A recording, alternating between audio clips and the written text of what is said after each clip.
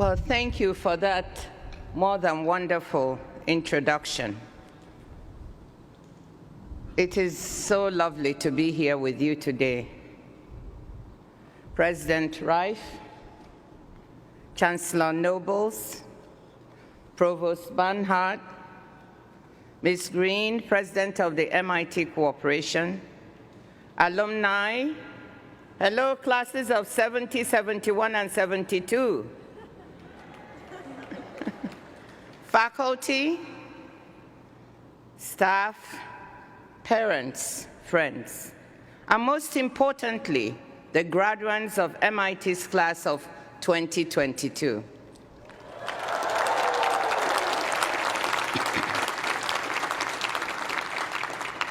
I could not be more honored or more delighted to be here with you in Killian Court today. It is a bittersweet day because this is also the last commencement of a wonderful president and a good friend, Raphael Rife. I want to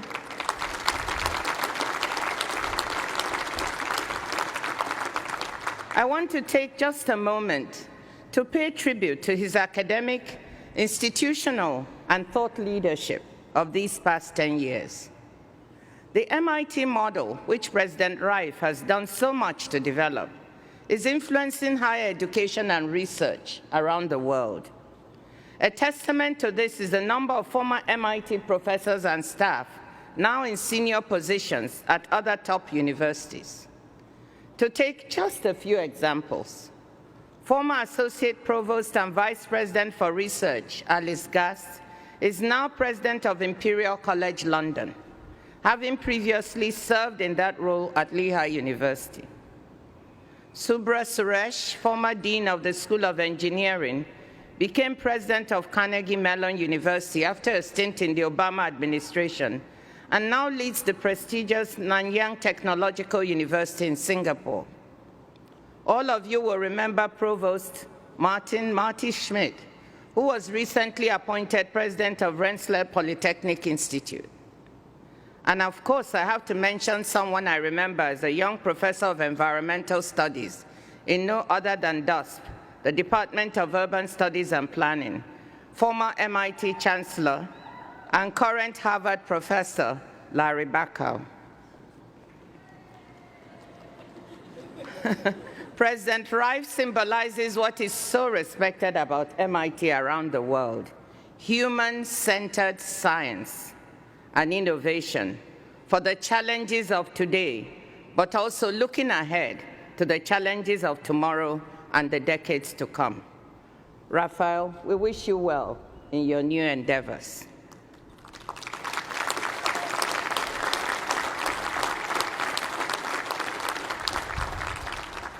As I stand here, memories are flooding back.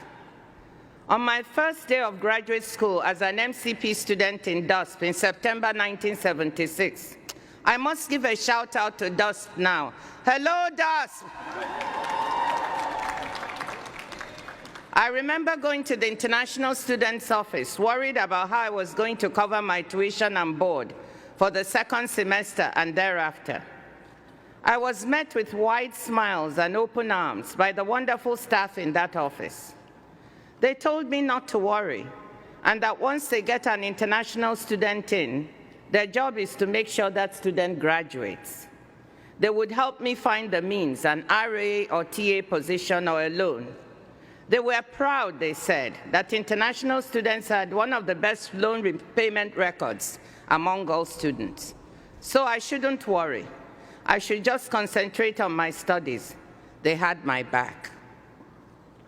You can imagine what a warm and fuzzy feeling that gave me, especially since I could reliably say that not every Cambridge-based institution was as welcoming at that time. So began my love for this great institution on whose grounds we stand today. In 1981, I again stood where we are today, having finished my PhD in Regional Economics and Development under the supervision of a crackerjack dissertation committee led by Professors Alan Strout, Karen Polensky, and Lloyd Rodwin, that was as caring as it was demanding. I was heavily pregnant, virtually 9 months, with my first child when I defended my dissertation. Writing the dissertation itself had been rocky, with lots of tearful weekends as I struggled with my data and SPSS. Does anyone remember that? I clearly remember Alan telling me after I submitted my first chapter that it was below my usual standard and that I should tear it up and start again. I spent all weekend in tears before picking myself up and starting over. In fact, I'm convinced that they only let me get away with the defense because of that baby. I let them know I was due any moment and that I could have the baby that day, maybe right there during the defense. They looked terrified.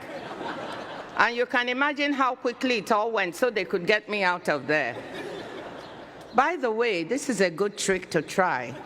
But I'm sorry, it won't work for you men.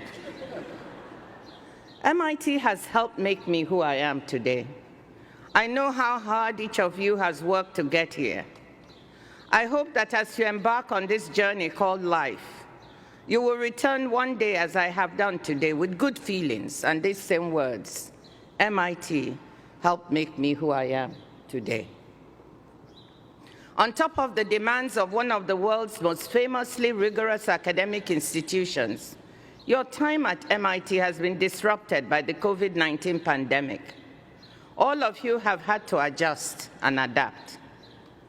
A pandemic is not something I had to deal with as a student, but my education was also interrupted when I was young by the civil war in Nigeria, the Nigeria-Biafra War. I did not go to school for 3 years from the ages of 12 to 15, as my family ran from place to place in Biafra to escape the bombs and the shelling.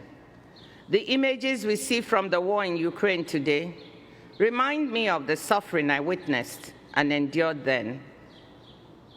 My family made it through but lost everything and had to start over. I was able to go back to school, but my parents made clear to me that education is a privilege, and with that privilege comes responsibility.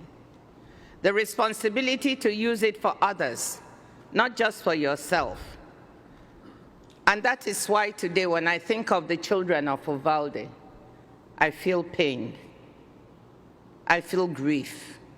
As a mother and a grandmother, I feel devastated. That lesson about education, which these children have been so deprived, is a lesson I carry with me every day. Now, I'm not here to tell you what to do with your lives, but I'm here to say that the world needs your smarts, your skills, your adaptability, and the great training you have received here at MIT. The world needs you for innovation, for policy making, for connecting the dots so implementation can actually happen. So let me say a few words on combining science, social science, and public policy to meet the challenges of our future. The difficult and uncertain times we live in have been called a polycrisis, simultaneous compounding crisis in the economy, the environment, public health, and international security. The COVID-19 pandemic is still with us. Soaring food costs were threatening hunger in poor countries, even before the war in Ukraine made the situation much worse. And heat waves from South Asia to Europe are already lowering this season's farm yields in countries like India. Yet another reminder that climate change is here. MIT, the university, its faculty and researchers, its students, and you, its freshly minted graduates, sit squarely in the middle of providing the multifaceted solutions we need to the challenges of the global commons that we confront today. Let me explain why. A common thread running through many of these challenges is the central role for science. We need technological innovation to get us out of the holes we're in. At the same time, for the kinds of problems we're dealing with, new inventions and new ways of doing things will have an impact mainly to the extent they are scaled up across dividing lines of income and geography. We don't just need vaccines, we need shots in arms across the world to be safe. We need new renewable technologies that fuse not just in rich countries to fight climate change, but also in poor ones.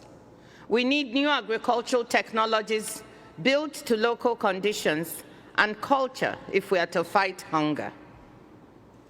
In other words, we need innovation, but we also need access, equity, diffusion. We need to get the science right, and we need to get the domestic and international policy frameworks, the incentive structures, and the public and private investments right, too. MIT, of course, is perched at the cutting edge of both science, social science, and public policy. To buttress the case I'm making, I want to look at some scientific and public policy issues associated with the COVID-19 response, as well as climate change. And as a proud MIT alum, I will also look at how the MIT community has been working on these 21st century problems since at least the 1970s. And as Director General of the World Trade Organization, I shall link this to where multilateralism and trade has been a force for good, amplifying and diffusing new ideas and new technology. But I'll also comment on where international cooperation has been falling short in getting policy frameworks and solutions right. Turning now to the global challenges, it's clear that if your President Rice's big preoccupations, getting the innovation we need, and speeding up the time between new ideas and commercialized products are directly relevant to the road we're traveling now as a global community and to the road ahead. When we look at the COVID-19 response, we see we had good science, but not so good politics and public policy. We knew a pandemic was overdue. Bill Gates even gave a famous TED talk about the risks back in 2015, but we were not ready. This has been made painfully clear by the roughly 15 million excess deaths worldwide over the past 2.5 years, as estimated by the World Health Organization. At the national and international levels, we hadn't made the necessary health system investments, nor had we put in place the governance arrangements and early warning systems needed to identify and contain potentially dangerous new pathogens. In other words, policy-wise, pandemic preparedness was on a global level totally missing. But we were fortunate that scientists were better prepared. Science enabled us to address a global public bad, thereby saving millions of lives. Safe and effective vaccines came online in the space of mere months after the novel coronavirus was identified. But this seemingly overnight success was years, even decades in the making, and MIT was at the heart of that story. At MIT's Center for Cancer Research in the 1970s, back when Kendall Square was still mostly warehouses and factories, future Institute professor, Nobel laureate Philip Sharp, discovered RNA splicing. His work revealed the potential of messenger RNA, the technology behind the most effective COVID-19 vaccines. Around the same time, another future Institute professor, Robert Langer, DSc in Chemical Engineering, MIT class of 1974, began decades of pioneering work on the drug delivery of large molecules, including mRNA. In 2010, he participated in the founding of a company that aimed to do something totally new, to develop modified RNA therapeutics. That company struggled for years, high on promise but low on cash, until the COVID-19 pandemic struck, and Moderna's vaccine made it a household name. But even though the world got the innovation it needed, and it was successfully commercialized, we fell short on access. When vaccines became available, we did not prioritize the most vulnerable populations in the world, and we did not prioritize all frontline workers in all countries.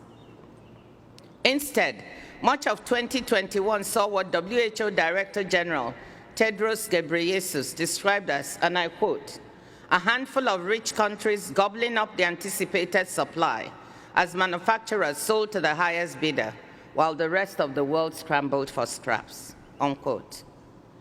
As with life-saving HIV/AIDS drugs 20 years ago, people in poor countries, especially in Africa, found themselves at the back of the queue for COVID-19 vaccines. The COVAX facility, which I'm proud to say I participated in birthing, as an ambitious attempt to avoid a repeat of that experience by getting vaccines to poor countries at the same time as rich ones, was frustrated in its goals by vaccine nationalism and a lack of international solidarity. While global vaccine supplies have now increased, the lag in getting this to poor countries allowed apathy and vaccine hesitancy to set in, leading to a situation where, on the back of weak health systems, only 17% of people in Africa and 13% of people in low-income countries have been fully vaccinated, compared to 75% of people in high-income countries. Since we all know that no one is safe until everyone is safe, the risk of more dangerous variants and pathogens remains real because of this public policy lapse and the lack of timely international cooperation. Let me talk a bit about climate change. Climate change is another problem that we cannot solve without scientific innovation and diffusion. We have made real progress. Solar and wind generation costs have plummeted, with trade and international competition playing important roles in driving costs down. But storing that energy is still expensive, so we still need breakthroughs there, like we do on cutting emissions from marine and air transport, from industry, from buildings, from agriculture and land use. We also need more uptake of existing green technologies. For all the Teslas we might see around us here, only 4.5% of vehicles in the US are electric. But MIT researchers are at the forefront of research on batteries and energy storage. The MIT Energy Initiative is working to meet energy needs whilst minimizing climate and other environmental impacts. The Future Energy Systems Center is doing research on every imaginable aspect of the low-carbon transition, from how to produce hydrogen at scale to assessing zero-carbon options for moving freight over long distances. The D-Lab is helping to bring energy to off-grid communities. MIT urban planners are thinking about how to make the megacities of the future both livable and sustainable. So science and innovation are hard at work to help bring solutions to an existential threat of our time, a threat that science also helped to elucidate with the wonderful work of the Intergovernmental Panel on Climate Change. But to make these innovations transformative and central to decarbonization of the world, international cooperation is key, and once again the world is failing. 6 months ago at COP26 in Glasgow, where I participated, it became clear that the rich world is again unable and unwilling to fulfill the pledge it made in the Paris Accords of 2015 to put together financing of $100 billion a year at a time when we spend $14 trillion on fiscal stimulus to fight the pandemic, which is a good public policy response, don't get me wrong. It was the right thing to do. But if you can mobilize $14 trillion, I don't understand why you cannot mobilize $100 billion to support poor countries whose contributions to carbon emissions in any case have been minimal, to help them make the transition to a low-carbon future by taking advantage of new and renewable technologies. It is these kinds of public policy failures, these lapses in harnessing science and innovation for the greater public good, that drew me to the career that I've pursued in international development. The question that I asked myself was, how can we allow people to die or to remain poor when the science and innovation to change their lives exists? And what can I do about it?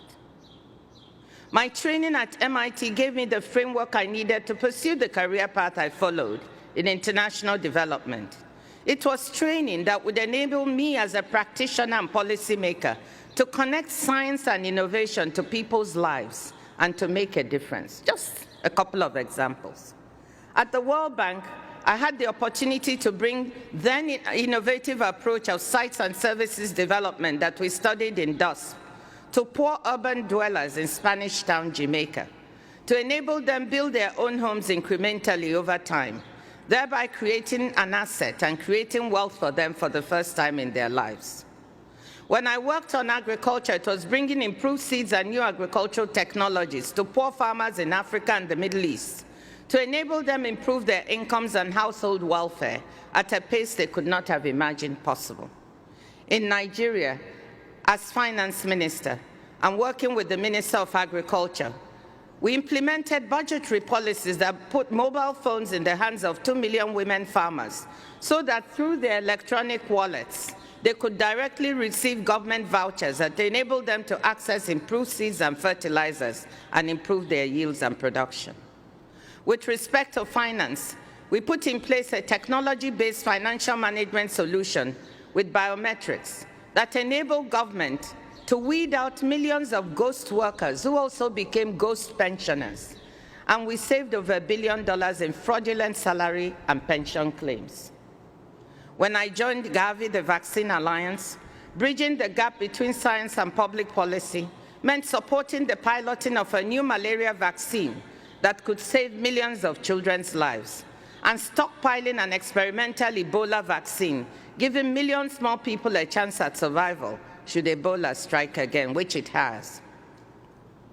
And at the WTO, bridging the gap meant the ability to work with vaccine manufacturers to deal with the problems in their complicated supply chains so that trade in inputs could flow freely and enable them to scale up COVID-19 production for the world.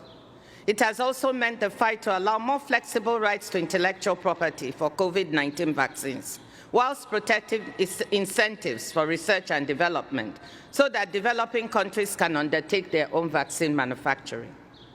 Ladies and gentlemen, dear graduates, the problem-solving approach I've taken in my career, my quest to bridge gaps between science, innovation, and public policy, to take a bit of risk, to try new approaches, has paid off in a rewarding career whose satisfaction is the ability to serve others. So in these uncertain times, in this complex world in which you're entering, you need not be so daunted if you can search for the opportunities hidden in challenges. If you can take some considered risk and try new approaches, create new pathways, and if you can connect the dots in disconnected approaches to problem solving. Let me conclude by saying that you have all succeeded in making it in truly extraordinary times. To paraphrase Nelson Mandela, one of my heroes, you have made what seemed impossible possible. Your parents and faculty are rightly proud of you, so am I. So, go out into the world, embrace the opportunities to serve. I wish you all the very best. Congratulations and Godspeed.